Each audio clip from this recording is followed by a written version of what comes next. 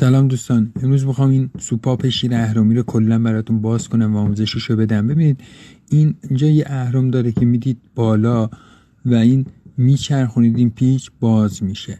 وقتی باز کردید این زیرا که اگه مشاهده کنید یه آچار آلن شماره 12 میخوره. آچار آلن شماره 12 رو وقتی بندازید این زیر برعکس عقربای ساعت که بچرخونید این سوپاپ باز میشه و خارجش میکنیم. ما وقتی که خارجش کردید اینجا دو تا اورنگ میبینید. این اورنگا باید عوض بشه اگه خراب شده باشه. این باعث میشه که هم از بالا بیاد هم از پایین.